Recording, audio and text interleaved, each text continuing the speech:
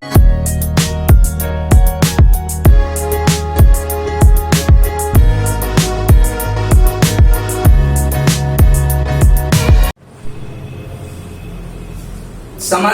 શ્રેણીમાં આપણે અગાઉના લેક્ચર્સમાં ઉદાહરણો શીખ્યા, થોડીક વૈકલ્પિક રીત પણ જોઈ હતી આપણે, શ્રેણીને કેવી રીતે ઉલટાવવી, આ બધી રિપીટ પ્રેક્ટિસ તમે લોકો કરતા જશો અને બુકમાં પણ લખતા હશો.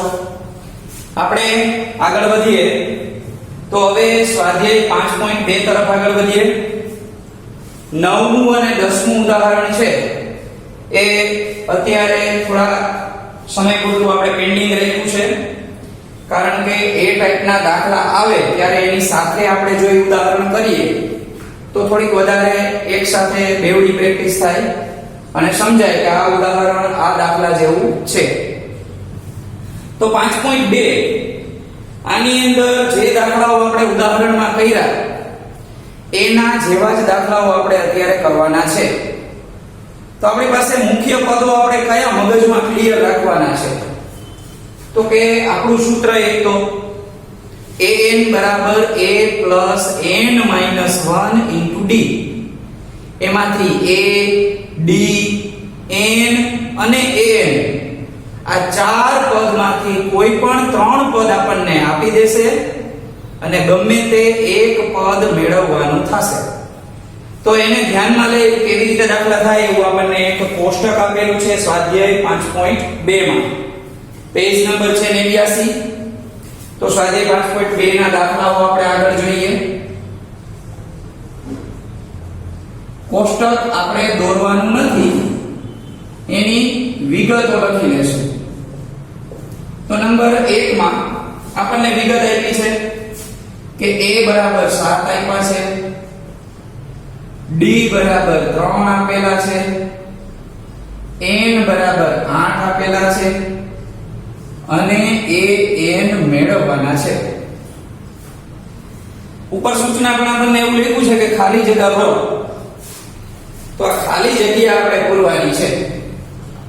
તો સૂત્ર આપણું હજી ચેન્જ નથી થયું, એક જ સૂત્ર છે, એને ધ્યાનમાં લઈ દાખલો ગણીએ.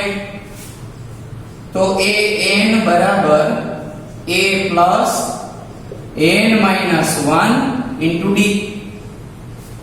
an આપણી પાસે નથી, a ની જગ્યાએ આપણે લખશું 7 plus n એટલે 8 minus 1 d એટલે આપણે લખશું 3. અહીંયા આગળ તમે એવું પણ લખી શકો કે સર n આપણને 8 આપ્યા છે તો અહીંયા a 8 લખી શકાય, પણ આગળ તમારે તેથીની નિશાની કરવી પડે. એક લીટીમાં બે વાર બરાબર ન આવે, તમારે અહીંયા તેથીના 3 ટપકા કરવા પડે જેથી કરીને માર્ક્સ કપાય નહીં. ચાલો હવે આપણે આ a8 લખતા નથી, 8મું પદ આપણે જોઈએ છે. અહીંયા 7 પ્લસ 8 માંથી 1 જશે તો 7, અહીંયા 3 આપ્યા છે, 7 3 21. તો a8 આપણને મળે 21 અને 7 નો સરવાળો એટલે થશે 28. તો આ રીતે આપણને પહેલા દાખલાની અંદર ખાલી જગ્યામાં 28 જવાબ મળે. બીજો દાખલો જોઈએ આપણે. દાખલા નંબર 2 માં a બરાબર -18 આપેલા છે, d ની કિંમત આપણે મેળવવાની છે, n ની કિંમત 10 આપી દીધી છે અને an ની કિંમત 0 આપેલી છે. તો આની અંદર તમારે દાખલામાં કઈ રીતે થશે એ જોઈએ આપણે. સૂત્ર તો આપણું એનું એ જ છે. તો an બરાબર a plus n minus 1 into d. an એટલે અહીંયા આપણને 0 આપી દીધા છે, a એટલે -18, n આપણી પાસે નથી અને d એટલે મેળવવાના છે. સોરી, n આપણી પાસે 10 આપેલા છે, બે વસ્તુ નહીં મળે. હવે તો 0 ને એમ રાખશું. -18 10 માંથી 1 જાય તો 9 વધશે. અહીંયા હું 9d લખીશ. -18 ને આ બાજુ લઈ આવીએ તો એ +18 થઈ જાય બરાબર 9d. 9 ને છેદમાં લઈ જશું તો d ની કિંમત 2 મળે. તો આ રીતે આપણને સામાન્ય તફાવત 2 મળી જાય. ત્યાર પછી કોષ્ટકમાં ત્રીજી રકમ જોઈએ. તો ત્રીજી રકમમાં આપણને a બરાબર આપેલા નથી, d બરાબર -3 આપ્યા છે, n એટલે 18 આપેલા છે અને an એટલે -5 આપેલા છે. તો આમાં પણ આપણે સૂત્ર મૂકી અને કિંમત કરીએ. an બરાબર a plus n minus 1 into d. હવે n એટલે આપણી પાસે છે -5, a એટલે આપણી પાસે નથી, n ની કિંમત 18 આપેલી છે અને d એટલે -3 આપેલા છે. -5 અહીંયા a 18 માંથી 1 બાદ કરશું એટલે 17 મળશે. 17 ગુણ્યા -3 કરવાના છે એટલે -51 થાય. આ -51 ને આ બાજુ લઈ આવીએ એટલે +51 થઈ જાય. એમાંથી -5 આપણે કાઢી નાખશું તો અહીંયા a ની કિંમત આપણને સરળતાથી મળી જાય. તો 51 માંથી 5 આપણે માઈનસ કરીએ તો પ્રથમ પદ a 46 મળશે. તો આ આપણે કોષ્ટકના જવાબમાં લખી લેવું. ત્યાર પછી ચોથો દાખલો પોઈન્ટમાં આપેલો છે. a ની કિંમત -18.9 આપી છે, d ની કિંમત 2.5 આપેલી છે, n ની કિંમત મેળવવાની છે અને an ની કિંમત 3.6 આપેલી છે. તો આની અંદર થોડું પોઈન્ટનું કામ આપણને વધારે રફ કામ કરાવશે. સૂત્ર તો એનું એ જ છે, કાંઈ ફેર નથી. an બરાબર a plus n minus 1 into d. an એટલે 3.6, a એટલે -18.9 પ્લસ n આપણી પાસે નથી, d એટલે 2.5. હવે તો આપણે આની અંદર સાદું રૂપ આપતા હતા એમ જ આપશું. 3.6 ઓછા 18.9 2.5 n સાથે ગુણાકાર કરે તો વત્તા 2.5n માઈનસ 1 સાથે ગુણાકાર કરે તો -2.5. સાદું રૂપ આગળ વધારીએ. 3.6 -18.9 અને 2.5 આને લેવાના નથી. આ n વાળું પદ છે, આ સાદા પદનો સરવાળો થશે. સરવાળો એટલા માટે કે માઈનસ માઈનસ પ્લસ થાય તો -18.9 સાથે આપણે 2.5 નો સરવાળો કરીએ.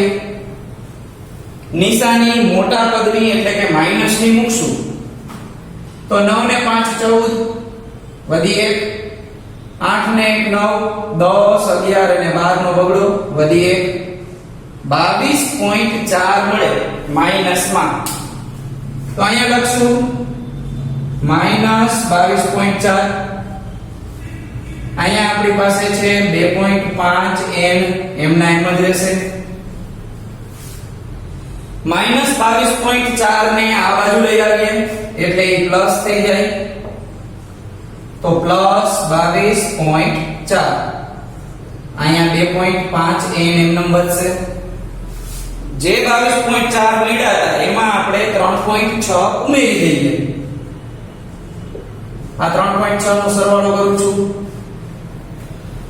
6 ને 4 10 0 વધી 1 2 ને 1 3 3 ને 3 6 તો પૂરેપૂરા 26 મળે છે. તો 26 મળે છે આપણને. તો અહીંયા આગળ n ની કિંમતમાં ક્યાંક કંઈક વાંધો થાય છે એવું લાગે છે. ક્યાંક આપણે કંઈક બાય મિસ્ટેક ભૂલી ગયા છીએ. રકમ જોઈ લો ફરીથી. 18.9 2.5 3.6 એ n આપણને આપેલા છે. તો આની અંદર 26 ને આપણે લઈને આગળ વધશું. તો અહીંયા આગળ રફ વર્ક ની અંદર જ આપણને ખબર પડી ગઈ કે n ની કિંમતમાં ક્યાંક પ્રોબ્લેમ છે. એટલે આપણે આને દાખલો અહીંથી અટકાવ્યો. શું કામ મને ખબર પડી ગઈ? કારણ કે જો અહીંયા મને 26 મળ્યા એટલે તરત જ હું વિચારીશ કે આ 26 ના છેદમાં આ 25 જાશે તો n ની કિંમત અપૂર્ણાંક મળશે. અને જેમ આપણા રોલ નંબર કોઈ દિવસ અપૂર્ણાંક ન હોય એવી રીતે અહીંયા પણ આપણને ધન પૂર્ણાંક જ મળવા જોઈએ. તો હવે આપણે અહીં મિસ્ટેક ક્યાં થઈ છે એ આપણે જોઈએ. સાદું રૂપ અહીંયા જે આપ્યું છે રફર એ મેં જ રાખ્યું જ છે.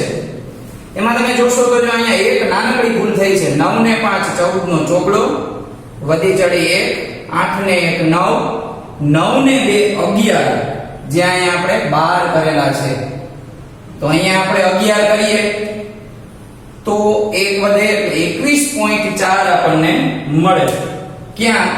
તો જે જગ્યાએ અહીંયા આપણે 22.4 લખ્યા છે ત્યાં 21.4 હોવા જોઈએ. હવે 21.4 છે એ આ સાઈડ આવે એટલે માઈનસ ને બદલે પ્લસ થાય. તો પ્લસ થયા પછી આ બંનેનો સરવાળો કેટલો થાય છે એ ફરીથી જોઈ લઈએ. 4 ને 6 10 0 વધી ચડી 1 1 ને 1 2 2 ને 3 5 જે 26 હતા એ હવે કેટલા બની ગયા 25. તો હવે આપણને ખ્યાલ આવ્યો કે અહીંયા એક નાનકડી વધી એક વધારાની ગણી લઈએ આપણે. અહીંયા પૂરા 25 મળ્યા. n ની કિંમત સામે આપણે જોઈએ છે તો 25 ના છેદમાં 2.5 જશે તો આપણને n મળે. તો આના માટે તમારે નીચે પોઈન્ટ વાળી રકમ છે તો એનો પોઈન્ટ કાઢી અને ઉપર 10 કરવા પડે એટલે ઉપર 250 થઈ જાય. 250 ના છેદમાં 25 એટલે n અને n ની કિંમત 10 મળે. તો ક્યારે મગજમાં બીજા વિચાર આવી જાય, એક્ઝામ ની અંદર થોડુંક ટેન્શન આવી જાય અથવા ઉતાવળમાં આવું બની જાય તો તમારે બહુ વધારે ચેકચાક ન કરવી પડે. તરત તમને ખબર પડી જશે કે n ની કિંમત લેવામાં ક્યાંક આપણે ભૂલ કરી છે જેથી કરીને અપૂર્ણાંક જવાબ મળ્યો. તો આવું થોડુંક અગાઉથી ને બે સ્ટેપ મગજમાં ક્લિયર હોવા જોઈએ જેથી કરીને આપણને ખ્યાલ આવી જાય કે દાખલાની અંદર ક્યાં મિસ્ટેક છે અને આખો દાખલો આપણે ફરીથી કરી અને ટાઈમ બગાડવો પડે નહીં. આપણે આગળ હજી એક દાખલો આપણને આપેલો છે એ જોઈ લઈએ. તો કોષ્ટકનો છેલ્લો દાખલો જોઈએ આપણે, પાંચમો. આપણને a બરાબર 3.5 આપી દીધા છે. તો a બરાબર 3.5, ત્યાર પછી d બરાબર 0 આપ્યા છે, d બરાબર 0, n બરાબર 105 આપ્યા છે, n બરાબર 105 અને an આપણે મેળવવાના છે. તો દાખલાની અંદર આપણે સૂત્ર લખીએ an બરાબર a plus n minus 1 into d. સૂત્રમાં કિંમત જોઈએ આપણે તો an આપણી પાસે નથી, n એટલે 3.5 પ્લસ n એટલે આપણને 105 આપ્યા છે ઓછા 1, d એટલે આપ્યા છે 0. 3.5 105 માંથી આપણે 1 બાદ કરીએ એટલે 104 મળે. મને પણ ખ્યાલ છે કે અહીંયા 0 સાથે ગુણાકાર કરીએ તો 0 થઈ જાય. આ 104 ન કરીએ તોય આપણને ખ્યાલ આવી જાય, પણ દરેક વિદ્યાર્થીને ધ્યાનમાં લઈને આપણે આ સ્ટેપ કર્યું છે. 3.5 પ્લસ 0, કારણ કે કોઈ પણ સંખ્યા 0 સાથે ગુણાકાર કરે તો એ સંખ્યા 0 બની જાય. હવે 3.5 એટલા વધે છે તો એ n ની કિંમત 3.5 મળે, એટલે કે 105મું પદ. હવે દાખલા નંબર 2 માં એમ લખ્યું છે કે નીચેનામાંથી સાચો જવાબ શોધો અને ચકાસો. એ પહેલા આપણે થોડાક એક્સ્ટ્રા દાખલા પણ જોવાના છે, એની વાત કરી દઉં અને એની રકમ પણ આજે હું આપીશ તમને. તો દાખલા નંબર 2 એમાં નંબર 1 સમાંતર શ્રેણી. સમાંતર શ્રેણી 10 7 4 10 7 4 ડેશ ડેશ નું 30મું પદ, નું 30મું પદ ખાલી જગ્યા છે. ઓપ્શન આપણને આપેલા છે તો સૌથી પહેલા શ્રેણીમાંથી આપણે વિગતો લઈ લઈએ. તો a બરાબર 10 આવે, d બરાબર 7 માંથી 10 જાય તો -3 વધે. હવે આ d ની બાદબાકી આપણે કરવાની નથી, મોઢે આવડી જાય એવું છે. 30મું પદ એટલે n બરાબર 30 લેવાના અને a 30 એટલે કે a 30મું પદ આપણે જોઈએ છે. તો સૂત્ર લખીએ an બરાબર a plus n minus 1 into d. a એટલે આપણી પાસે છે 10, અહીંયા a 30 લખી શકાય. n એટલે 30 છે એટલે 30 માઈનસ 1, d એટલે -3. 10 30 માંથી 1 બાદ થાય તો 29 મળે, જેનો આપણે -3 સાથે ગુણાકાર કરવાનો છે. ગુણાકારમાં યાદ રાખજો એક પદ માઈનસ હોય એટલે જવાબ માઈનસ જ આવે. એમાં એવું નથી મોટા પદની નિશાની, એ સરવાળા બાદબાકીમાં આવે. તો આનો ગુણાકાર કરી લઈએ. 10 અહીંયા મેં માઈનસ ની વાત કરી એટલે માઈનસ લખશું. 9 3 27 નો સાતડો વધી ચડી 2 2 3 6 6 ને 2 8, તો -87 મળે છે. હવે તમે કરી શકો કે 10 પ્લસ છે અને 87 માઈનસ છે, તો પ્લસ માઈનસ માઈનસ, અને આપણે જવાબને મોટા પદની નિશાની આપી શકીએ. તો 87 માંથી 10 બાદ થાય તો 77 મળે, અને આપણે લખી નાખીએ કે a30 માઈનસ 77, આવું આપણને જવાબમાં મળે.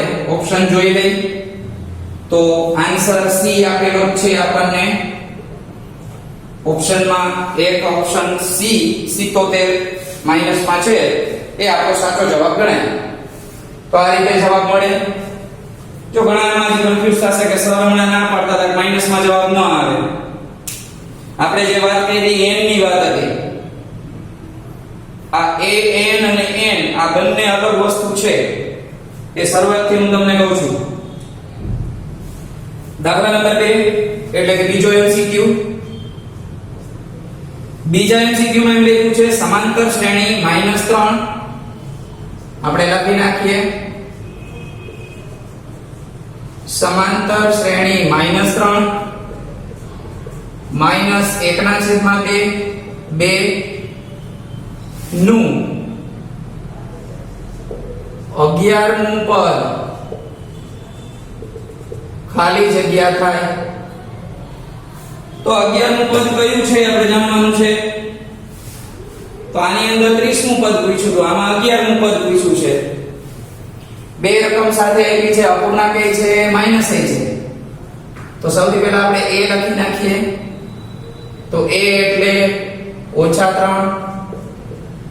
d ની કિંમત તમને સમજાય એટલા માટે હું અહીંયા બાદબાકી કરીને લખું છું કે a2 a1. a2 એટલે -1/2 સૂત્રના માઈનસ. a1 એટલે -3 -1/2 અને માઈનસ માઈનસ પ્લસ. ચોકડી ગુણાકાર કરીએ તો 1 1 આ 1 2 3 6 નીચે આવશે 2. 6 માંથી 1 જાય તો 5/2 વધે. તો આપણને અહીંયા આગળ બીજા MCQ માં આ રીતે d ની કિંમત 5/2 મળે. હવે 11મું પદ એટલે કે n બરાબર 11 પૂછ્યા છે અને a11 એટલે ક્વેશ્ચન માર્ક. સૂત્ર લખીએ an બરાબર a plus n minus 1 into d.